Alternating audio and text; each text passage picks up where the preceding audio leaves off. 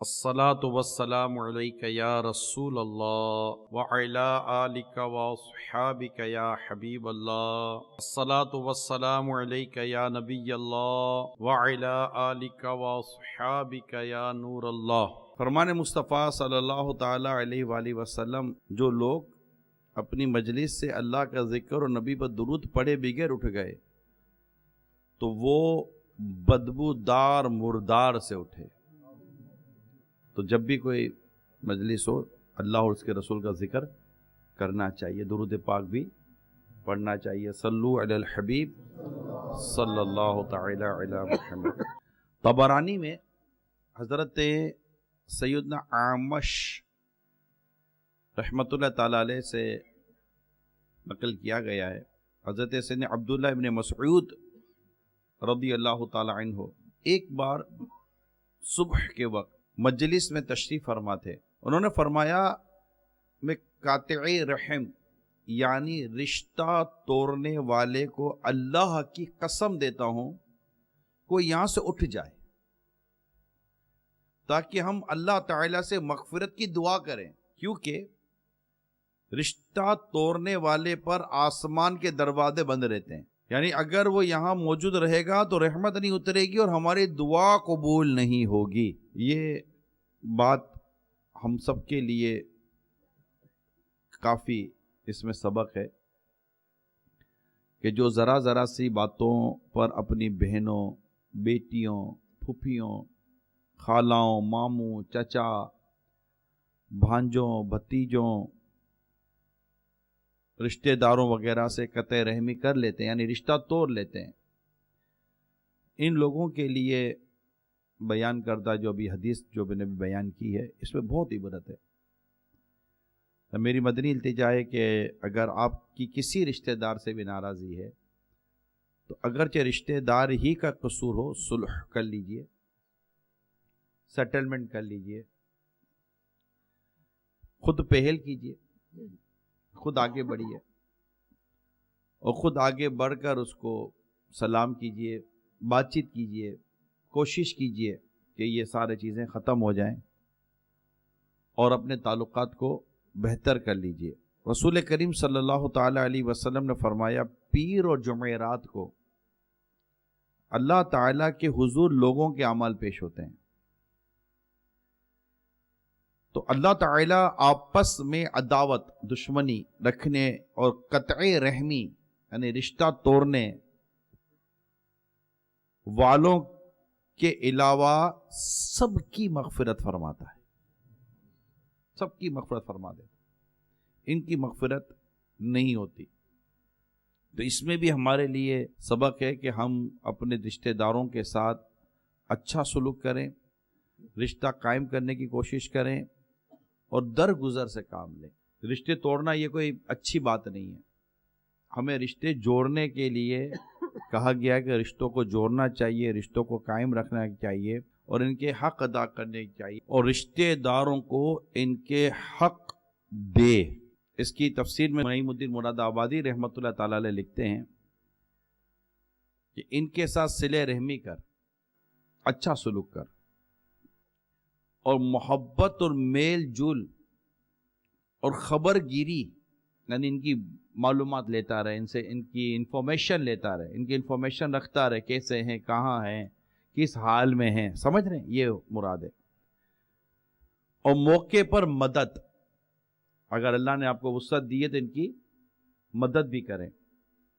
حسن معاشرت، manners of society جس کو ہم کہتے ہیں نا۔ اب اس میں ایک مسئلہ یاد رکھیے، اور اگر وہ محرم یعنی ایسا قریبی رشتہ دار کہ اگر ان میں سے جس کسی کو بھی مرد اور دوسرے کو عورت فرض کیا جائے تو نکاح ہمیشہ کے لیے حرام ہو، جیسے باپ، ماں، بیٹا، بیٹی، بھائی، بہن، چچا، پھوپھی، ماموں، خالہ، بھانجا، بھانجی وغیرہ میں سے ہوں اور محتاج ہو جائیں تو ان کا خرچ اٹھانا یہ بھی ان کا حق ہے اور صاحب استطاعت رشتہ دار پر لازم ہے۔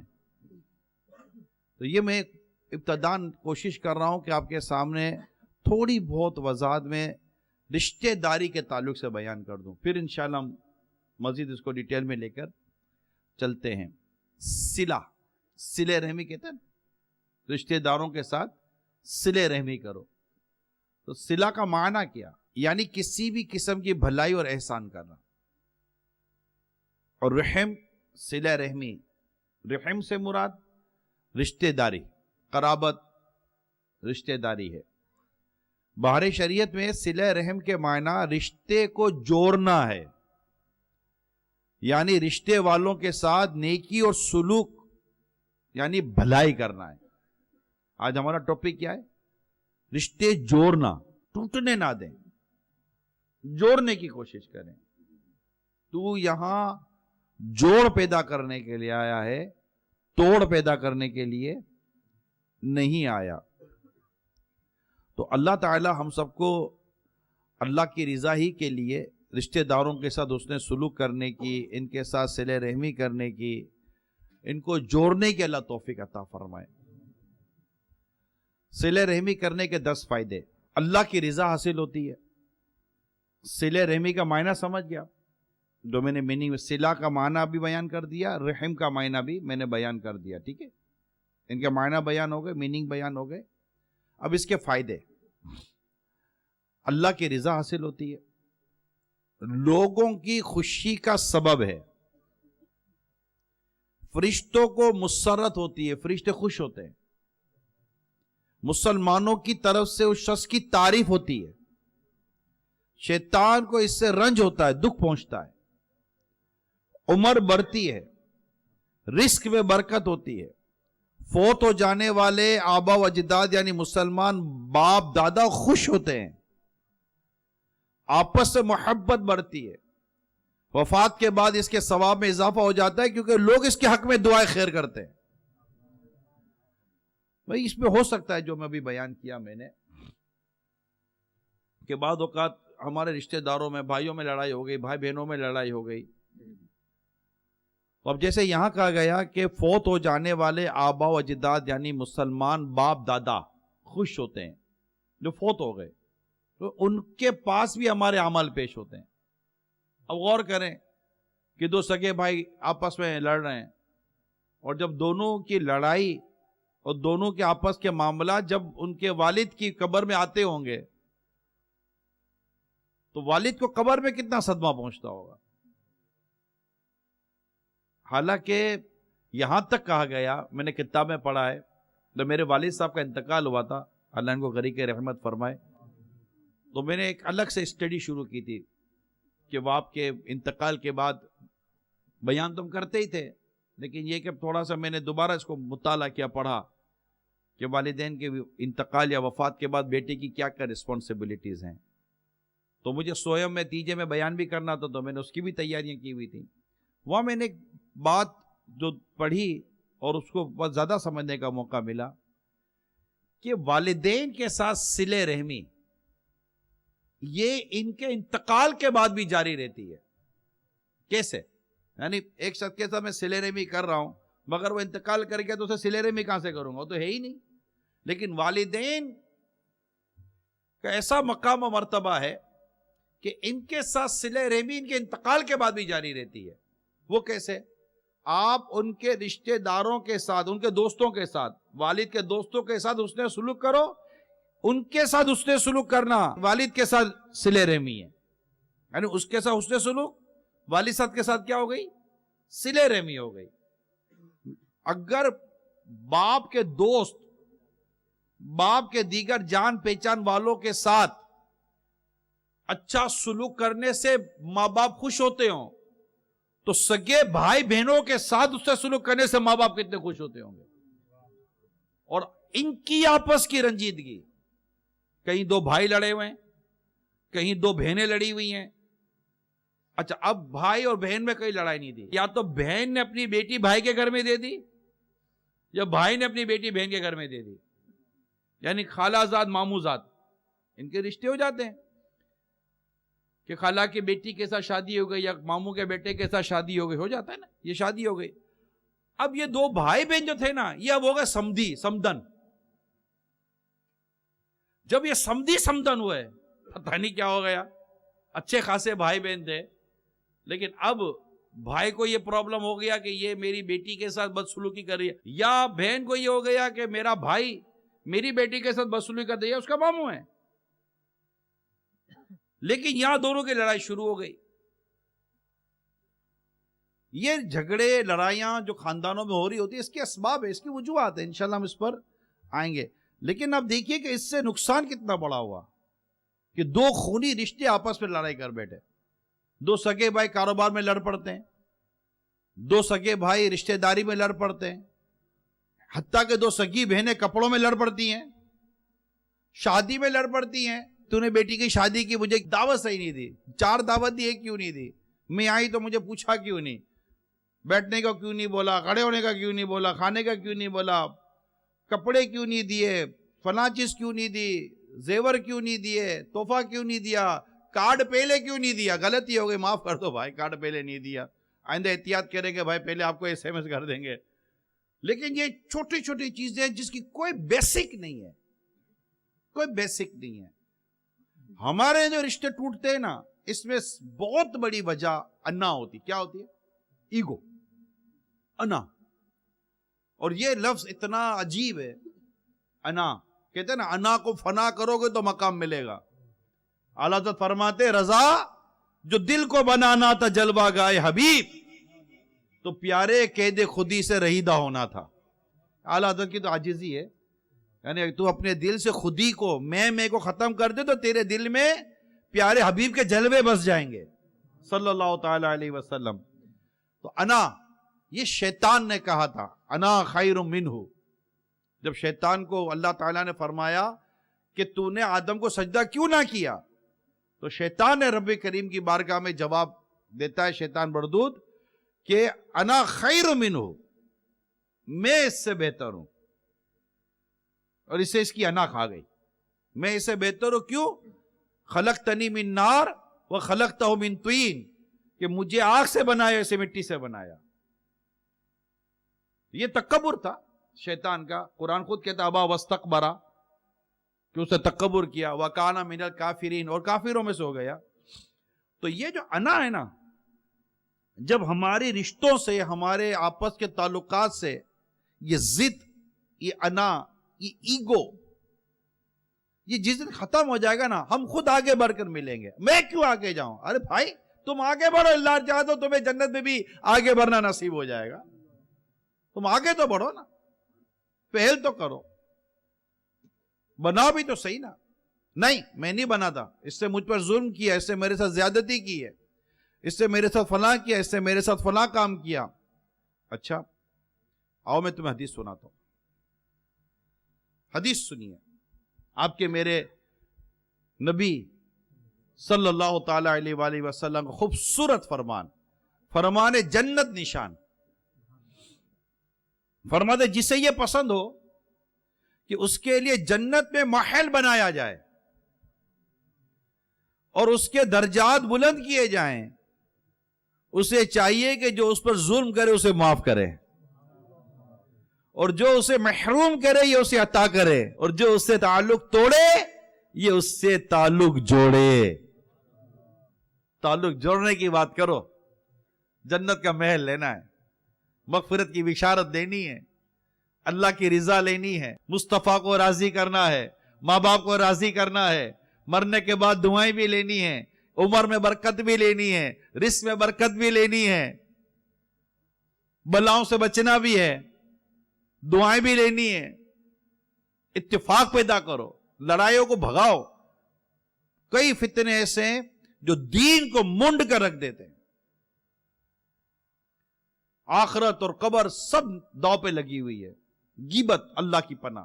جب یہ رشتے ٹوٹتے ہیں نا، آپس کی دشمنیاں اور آپس کی ناراضیاں پیدا ہوتی ہیں، غیبت کا دروازہ کھل گیا. چلو بھائی ایک دوسرے کی برائیاں کرو، خود کو بھی تو ڈیفینڈ کرنا، نہیں کرنا.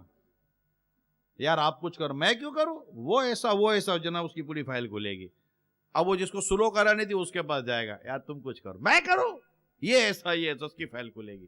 اب اس میں غیبت ہے، چگلی ہے، تہمت ہے، بہتان ہے، بدگمانی ہے، الزام تراشی ہے، کیا ہے یہ اب آپ فیصلے آپ کر لو. اتنے ناجائز و حرام کام ہو رہے ہوتے ہیں رشتے ٹوٹنے پر، کوئی شرعی وجہ نہیں ہوتی. ہاں کوئی وجہ شرعی ہو تو ایک بات ہے. پیسے کی ایسی اوقات ہے کہ ہم اپنے رشتہ داروں سے لڑیں؟ بتاؤ نا یار، کیا جائیداد، زمین اور دولت کی اتنی اوقات ہو گئی کہ اب اس کے لیے ہم آپس میں لڑیں گے؟ وہ کہنے کو کہہ رہا ہوں ایسے تو میں اتنے روپے اٹھا کر اپنے بھائی پر, اپنے بہن پر, رشتہ داروں پر گھما دوں, یہ لو یار دیا, تم میرے دعا کرو مجھے اللہ جنت دے دے, لے دنیا تم رکھو یار, میں اللہ تعالیٰ کی رحمت پہ نظر رکھتا ہوں. ہوتا ہے ایسا, ہوتا ہے. بعد ایسے کام ہوتے ہیں کہ اللہ تعالیٰ اس کی اس قربانی میں بھی اسے برکت عطا فرما دیتا. ارے کیا بات یاد آ گئی, کیا بات یاد آ گئی. ایک والد صاحب بیمار ہوتے تھے, ان کے 3 بیٹے تھے, تینوں باری باری اپنے والد صاحب کی خدمت کرتے تھے.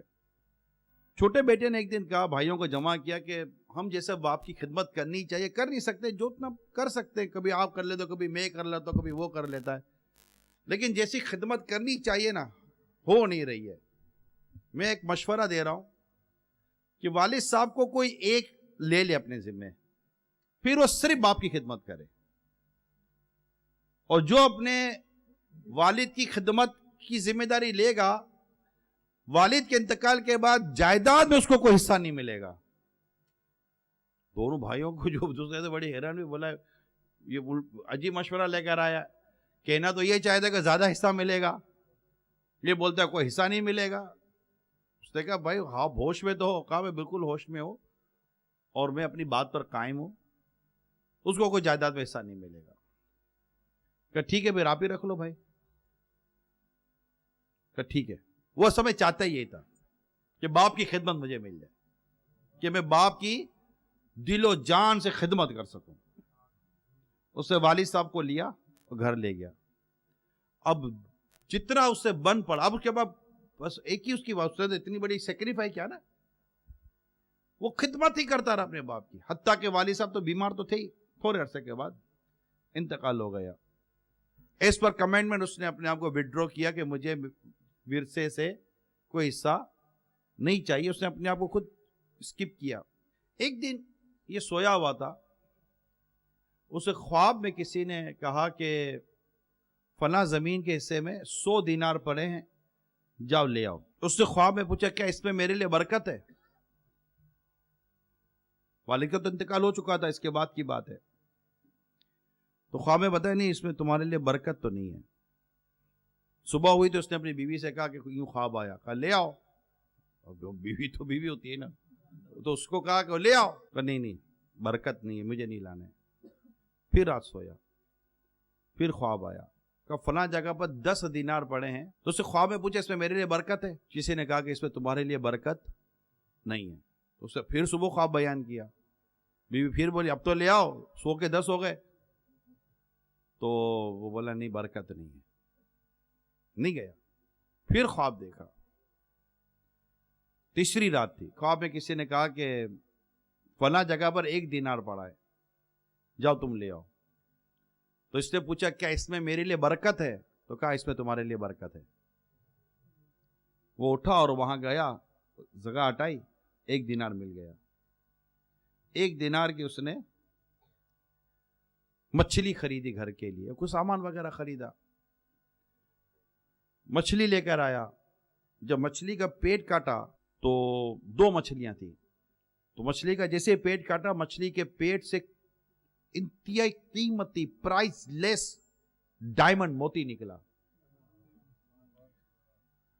اچھا اب اتفاق یہ ہے کہ اس وقت جو بادشاہ تھا نا, وہ موتی ہیرے اس طرح کا پسند, یعنی اس کو شوق تھا جمع کرنے کا. تو اس نے اعلان کیا کہ کوئی اچھا سا خوبصورت قیمتی موتی جسے دیکھ کر آنکھیں ٹھنڈی ہو جائیں, مجھے وہ چاہیے. تو وہ جو درباری تھے وہ اس تک پہنچ گئے اور اس نے کہا کہ تم بادشاہ تم سے خریدنا چاہتا ہے. تو اس سے پتہ نہیں کتنے ہزار قیمت میں وہ موتی دے دیا. اتنے ہزاروں روپے اس کے پاس آ گئے. بادشاہ نے کہا میرے کو 2 چاہیے. وہاں اس نے دوسری مچھلی کاٹی, اس میں سے بھی دوسرا موتی نکلا, اس سے ڈبل قیمت میں بادشاہ نے اسے وہ موتی خرید لیا. بادشاہ کے بعد 2 موتی چلے گئے اور اس کے اتنی دولت آ گئی جس کا وہ تصور بھی نہیں کر سکتا تھا. اللہ تعالیٰ نے باپ کی خدمت پر اس شخص کو مالدار بنا دیا, مالا مال کر دیا. یا رشوت کے ذریعے پیسہ لے لیتے, سود کھا جاتے, پیسہ کوئی نہیں چھوڑتا. یہ تو ورثہ چھوڑ رہا تھا اس لیے کہ میں اپنے باپ کی خدمت کر سکوں, باپ کے ساتھ صلہ رحمی کر سکوں, باپ کا حق ادا کرنے کی کوشش کر سکوں, باپ کی خدمت کر سکوں. آج ہم تو دعوے کرتے ہیں والد صاحب کی خدمت کر رہے مگر اللہ آزمائش میں نہ ڈالے. سیدھی بات تو یہ ہے, اللہ ہمیں آزمائش میں نہ ڈالے. آزمائش کے ہم لائق بھی نہیں ہے, قابل بھی نہیں ہے. البتہ کہنے کا مقصد یہ میرے پیارے اسلامی بھائیوں, کہنے کا میرا مقصد یہ ہے کہ ہم رشتے قائم کریں, رشتے توڑے نہیں. کیونکہ یا تو کسی نے آپ پر ظلم کیا ہے تو آپ معاف کر دو, یا کسی نے آپ کو محروم کیا ہے آپ عطا کر دو, یا کسی نے آپ سے رشتہ توڑا ہے آپ رشتہ جوڑ لو. آپ حدیث سنیے, حدیث پاک میں ہے کہ بے شک افضل ترین صدقہ وہ ہے جو دشمنی چھپانے والے رشتہ دار پر کیا جائے. جسے دشمنی چھپائی ہے نا اس کو صدقہ دو تو یہ صدقہ افضل صدقہ کہلاتا ہے. میں کیوں دوں, میں اس کے ساتھ کیوں کروں, اس سے میرے ساتھ کیا اچھا کیا ہے, اس سے میرے ساتھ یہ کیا یہ بیسک بیس کچھ نہ کچھ تو بیس بنانی ہے, نہیں بنانی. لیکن میں آپ سے پوچھتا ہوں کیا کوئی ایسی بنیاد ہے جس پر آپ کہیں کہ یار میں رشتہ توڑ کر بیٹھوں گا, اتنی بڑی برکتیں چھوڑ دوں گا کہ جو چاہتا ہے اس کی عمر میں برکت ہو, جس کے رزق میں برکت ہو, اللہ اس سے بری موت دور کرے. اسے چاہیے کہ رشتہ داروں کے ساتھ اچھا سلوک کرے.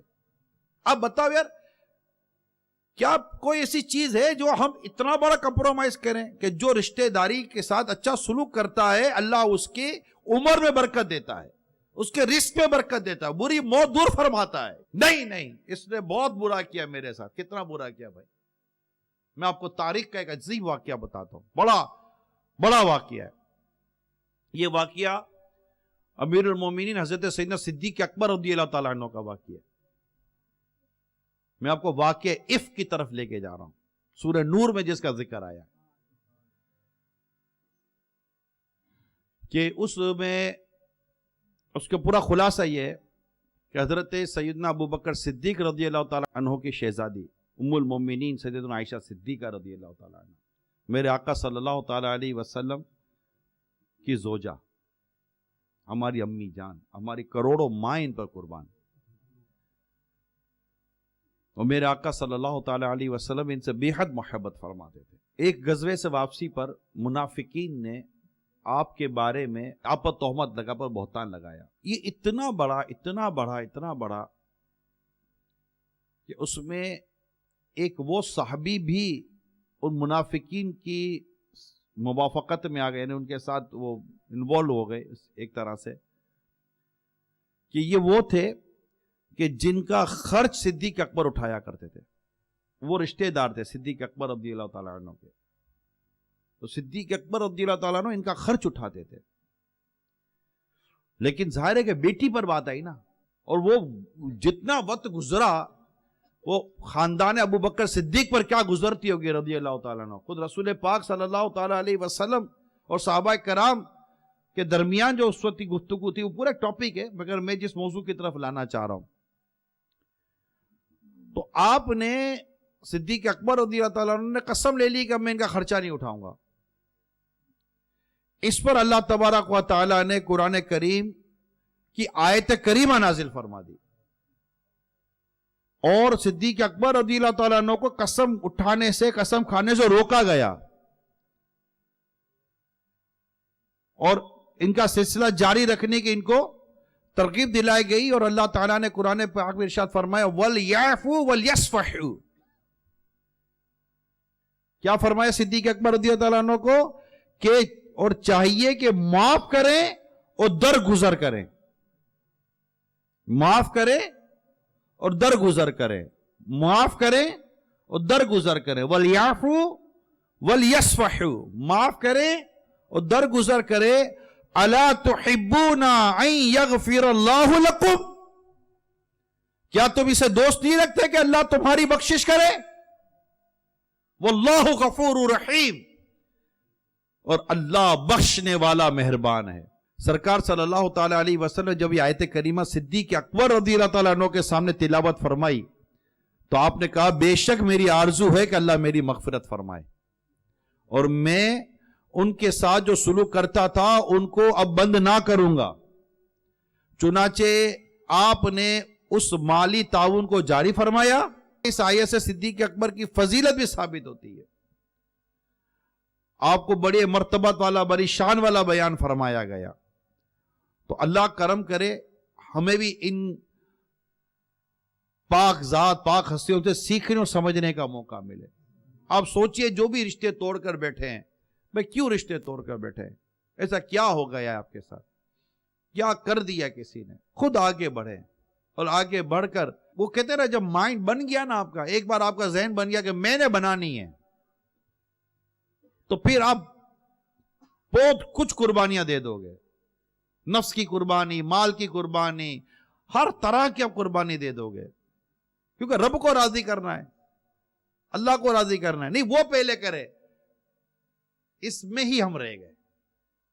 وہ کیوں پہلے کرے؟ میں پہلے کیوں نہیں؟ دولت میں میں پہلے، عزت میں میں پہلے، تحفے میں میں پہلے، دعوت میں میں پہلے. تو بھائی بولو جنت میں میں پہلے، بخشش پر ہاتھ رکھنے میں میں پہلے، اللہ کی رحمت کو پانے میں میں پہلے. کہ نیکیوں میں تو سبقت لے جانا یہ صحابہ کرام کی سنت ہے. وہ تو نیکیوں میں ایک دوسرے پر سبقت لے جانے کی کوشش کرتے تھے کہ میں ان سے آگے بڑھ جاؤں گا نیکیوں پرہیزگاری میں. تو اللہ ہمارے حال پر رحم فرمائے اور ہمارے جو رشتے ٹوٹ جاتے ہیں ان کو ٹوٹنے نہ دیں. میاں بیوی کے رشتے ٹوٹ رہے ہوتے ہیں کوئی چھوٹی چھوٹی باتوں پر، وہ مانتا نہیں یا مانتی نہیں، وہ مانتا نہیں یا مانتی نہیں.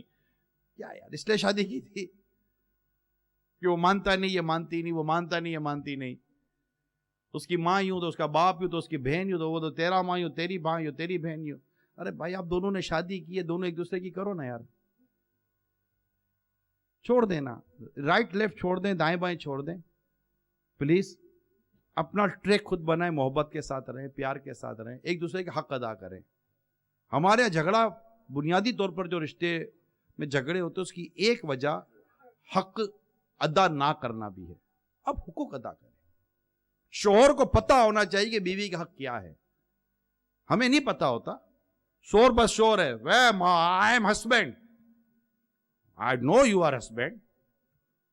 اور وہ بھی وائف ہے، وہ بھی عورت ہے، وہ بیوی ہے. اللہ کے نام پر تم نے اس کو اپنے اوپر حلال کیا ہے.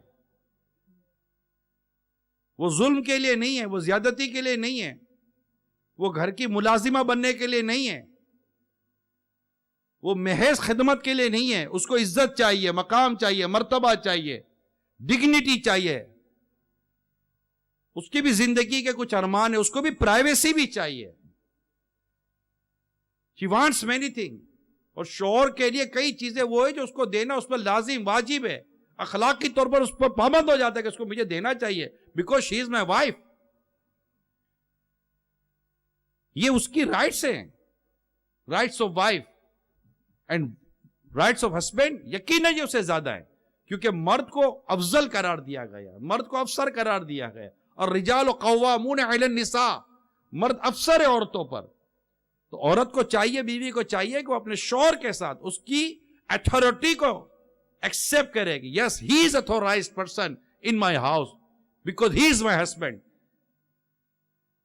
اس کی اتھارٹی کو وہ ایکسپٹ کرے. اتھارٹی نہ ماننے کی وجہ سے پرابلم ہوتا ہے. ایون کہ گھر کے اندر بھی والد ہے، اگرچہ وہ دادا ہو، نانا ہو، جو بھی ہو، لیکن وہ ایک والد ہے، وہ ایک اتھارٹی ہے. اب ہمارے کیا تھا کہ اتھارٹی ہم ہی نے ڈیلیور کر دی عورتوں کے ہاتھوں میں. آپ کر لو نا، آپ فیصلے کر لو نا، آپ فیصلے کر لو. جب وہ فیصلے کر کر کے بالکل کنارے ڈوبتی ہے نا کشتی، پھر اب کیا ہوا؟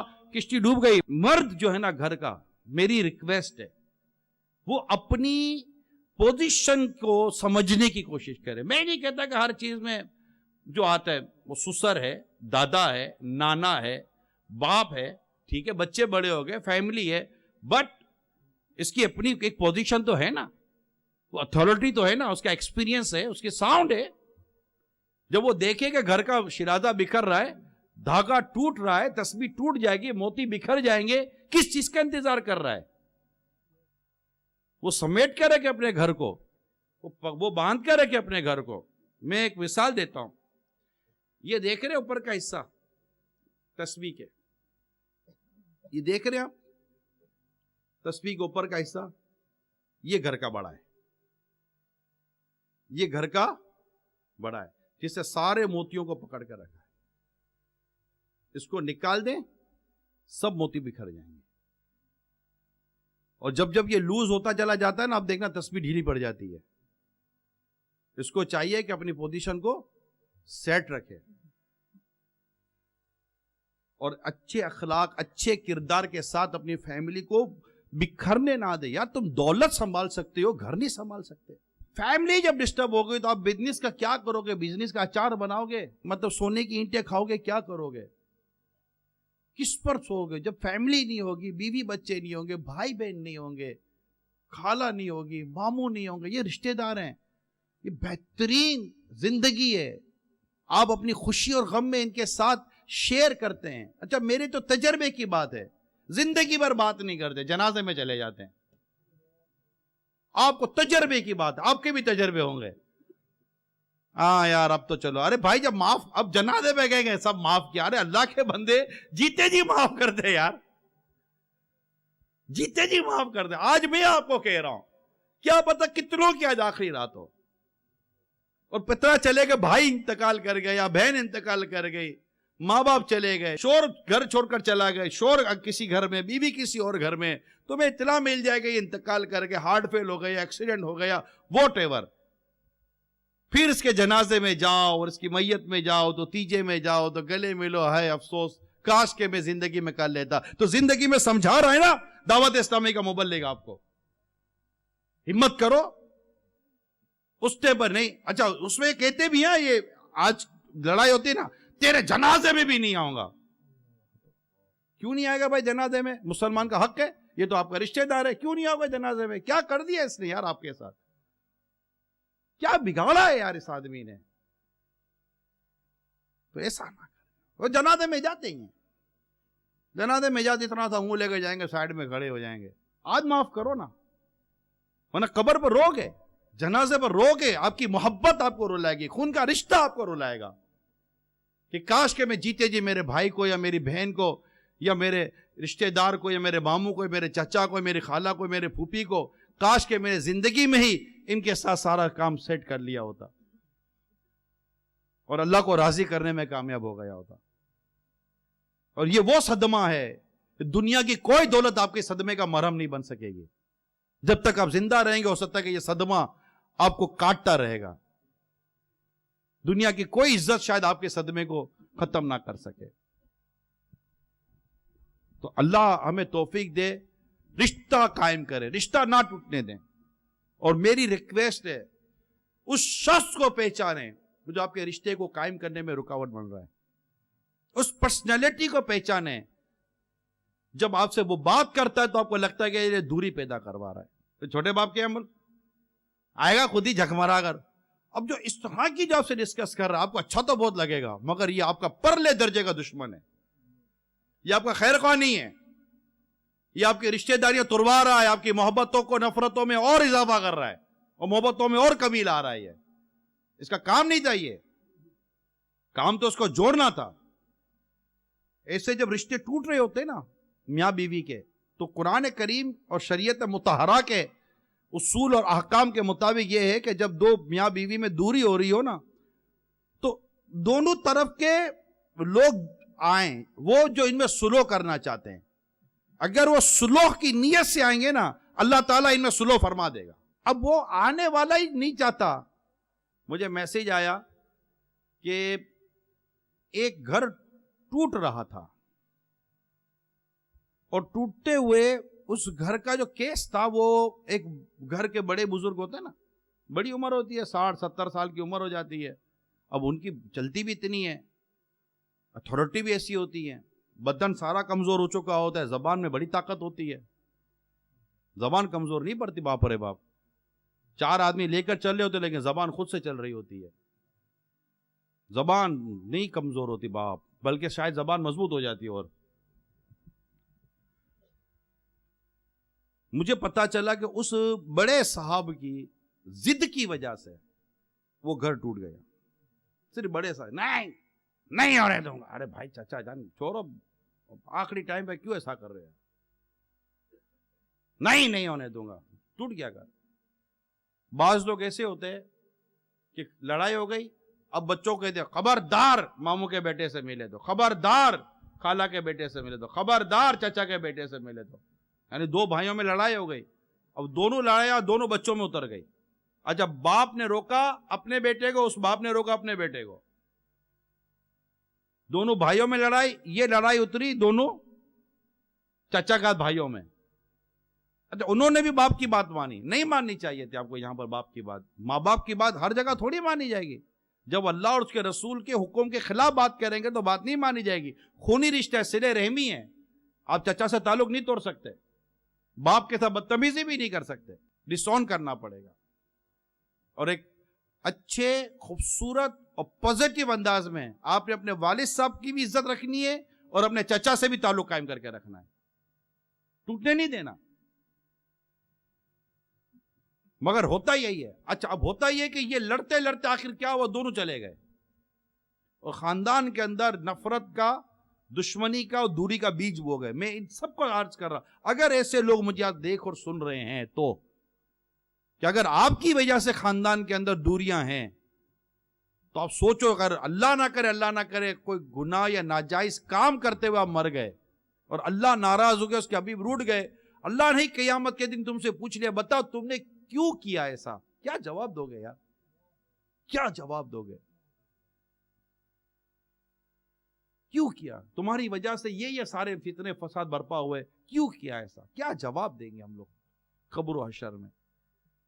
بالکل رشتے داری تو توڑی نہیں جا سکتی نا، اس کو تو قائم کرنے کا حکم دیا گیا ہے نا، اس کے تو حق ادا کرنے کا حکم دیا گیا. اب میں اس پہ بولتا رہوں تو گھنٹوں شاید بہت دیر نکل جائے گی، کیونکہ رشتے کئی طرح سے ٹوٹ رہے ہیں اور ہم آج آئے رشتے جوڑنے کے لیے. اللہ کرے کہ آج کا یہ اجتماع ہمارے آپس کے رشتوں کے جڑنے کا سبب بن جائے. کئی روٹھی ہوئی بیویاں شوہر کو مل جائیں، کئی روٹھے ہوئے شوہر جا کر لے کر آ جائیں. یار یہ لینے جاتے تو ماں بولتی ہے نہیں جا. ارے کیوں نہیں جا ماں؟ بھی تو نے زندگی گزار دی، بیٹی کا گھر آباد ہونے دے نا. کئی بیٹیوں کے گھر ماں کی وجہ سے خراب ہو جاتے ہیں. نہیں جا. ارے جانے دے ماں، خدا کا خوف کرو، بیٹی کا گھر آباد ہونے دو. بلکہ ماں باپ کو چاہیے کہ داماد سے رابطہ کر کے بیٹی کا ذہن بنا کر چھوڑ کر آ جائیں اور بیٹی کو کہہ دے کہ بس خوشی 100 دفعہ ہمارا گھر کھلا ہے، لڑ کر نہیں آنا، گھر بند ہے. دیکھو بیٹی گھر چلاتی کہ نہیں چلاتی. ہم نے خود بیٹی کے لیے پلیٹ فارم بنا کر رکھے ہیں، مسئلہ نہیں ہے. یا لڑکا لینے جائے گا، ماں سے پوچھنے جائے گا ماں میں جا رہا ہوں، نہیں خبردار لینے گیا تو ماں گھر نہیں. جوڑوں کا غلام، بیوی کا غلام، زندگی بھر دھپکے رہے گا. ماں جانے دے، ماں مہربانی گھر، بیٹے کا گھر آباد ہونے دے. آپ کا کیا چلا جائے گا یار؟ دونوں خوش رہیں گے. کیا خوشی ملتی ہے ماں باپ کو یار کہ دونوں الگ ہو گئے. اسی وجہ سے کہ بہو نے ساس کی عزت نہیں کی، یا بہو نے سسر کی عزت نہیں کی، یا بھابھی نے مطلب کہ نند کی عزت نہیں کی. تم اپنی عزت نہ ہونے کا انتقام اپنے بھائی اور بیٹوں سے لے رہے ہو. یار تمہارا خون ہے یار، بدلہ لے رہے ہو اس سے کہ نہیں گھر توڑوا کے دم لیں گے. نتیجہ کیا نکلے گا؟ اس کے بچے روڈ پر آ جائیں گے، طلاق ہو جاتی ہے. بچوں کا کون پھر؟ نہ ماں کا بیچارہ نہ باپ کا. دوسری شادیاں کرا دیں گے تو دوسری شادیوں میں کون سی کو پڑی ملے گی؟ پتہ چلا کہ یہ گئی تو اس سے تو شیر گئی تو سوا شیر آ گئی. اللہ یار وہی صحیح تھی. اب تو کیا وہی صحیح تھی؟ گئی.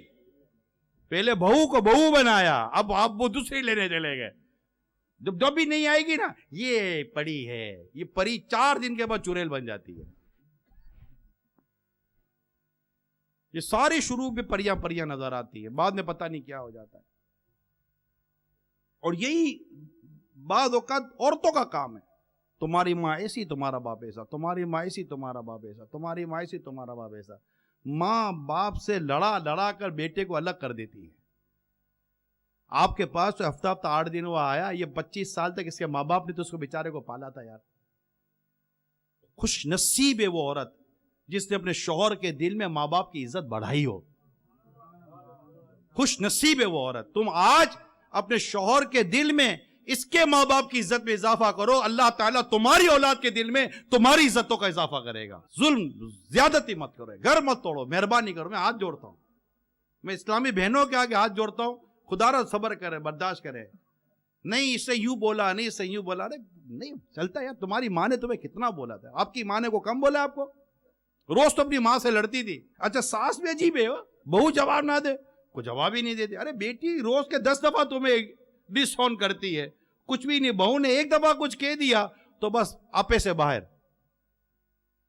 سب بیٹیاں ہیں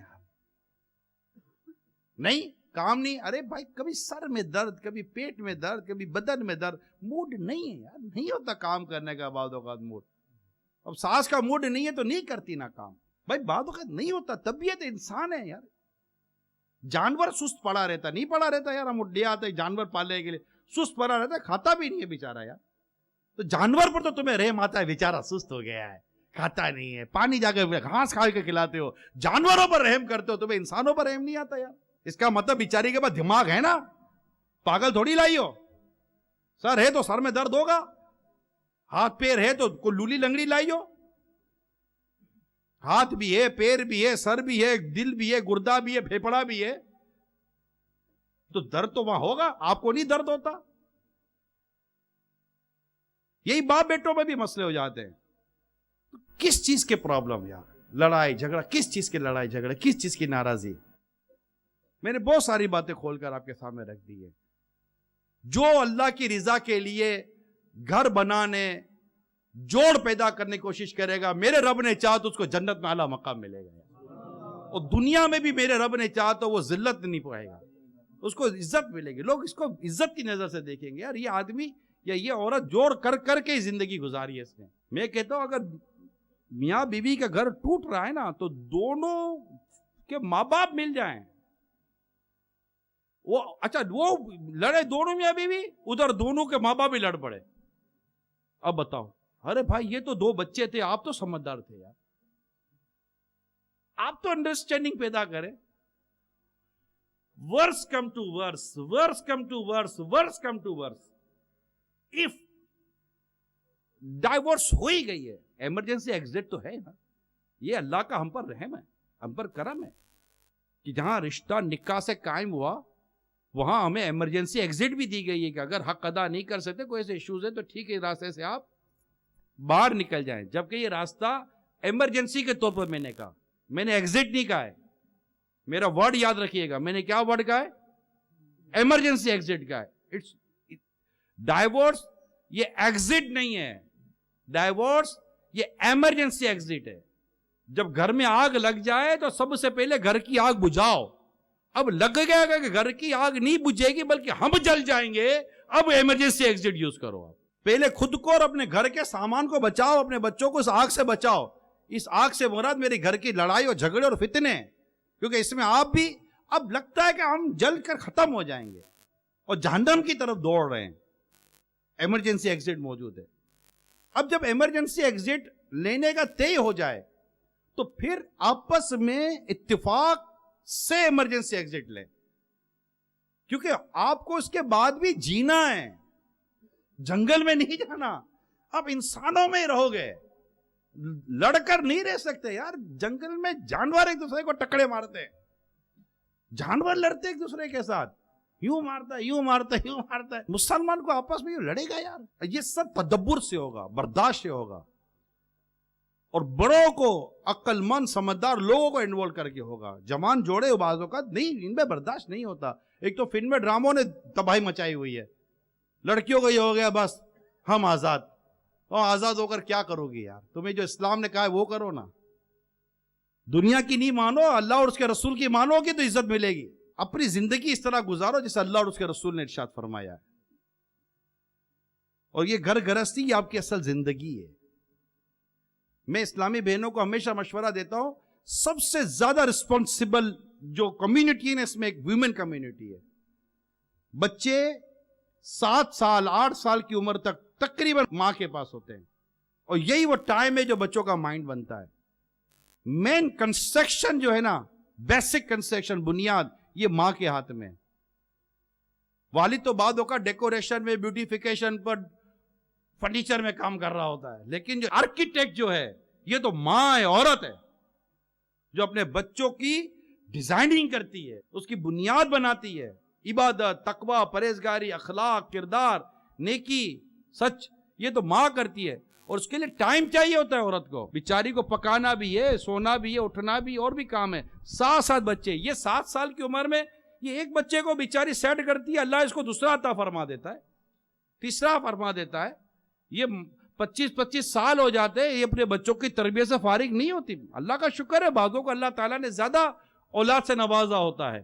اب بچہ 4-5 سال کا ہوا، اللہ نے ایک اور اس کو نعمت عطا فرما دی، ایک اور رحمت عطا فرما دی، تو وہ بڑے ہوتے چلے جاتے، پیچھے وہ سنبھالتی رہتی ہے۔ یہ اتنی بڑی سوسائٹی میں آپ سے زیادہ سروس پرووائڈر ہے کون؟ میں تو اسلامی بہنوں سے کہہ رہا ہوں، آپ کا بیسک کریکٹر ہے، آپ کا بیسک رول ہے سوسائٹی کے اندر، سب سے بیسک رول ہے۔ 20-25 سال تک تو آپ صرف ٹرین نہیں کرتی رہتی ہے بچوں کو۔ یہ مانٹیسری اور نرسری میں کیا ٹریننگ ہوتی ہوگی جو ماں کرتی ہے؟ ایک دن بچہ سنبھالے، مرد کی چیخیں نکل جائیں گی، میں آپ کو صحیح بتا رہا ہوں۔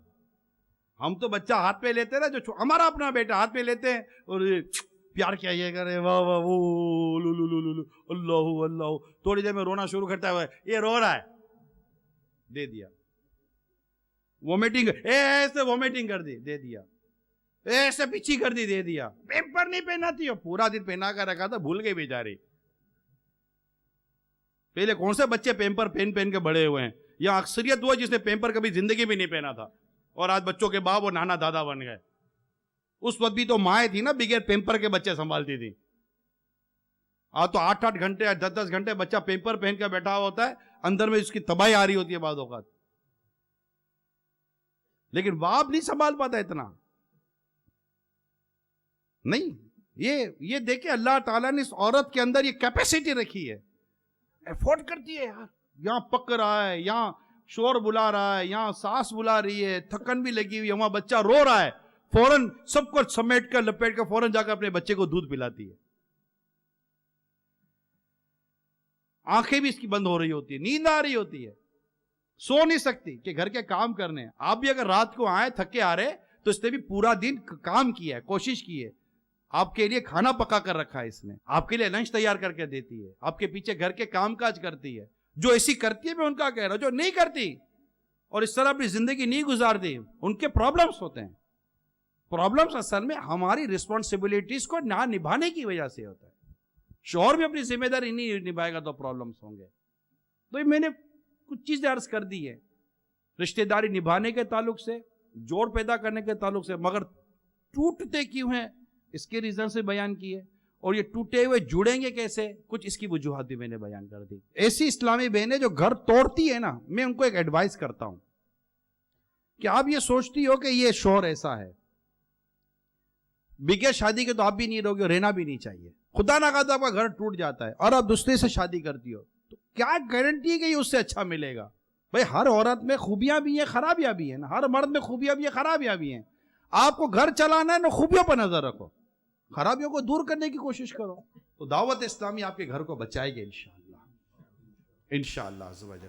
اللہ سب بہتر فرمائے گا، آمین، بجاہ النبی الامین صلی اللہ تعالی علیہ وسلم۔ میں مبلغ بنوں سنتوں کا، خوب چرچا کروں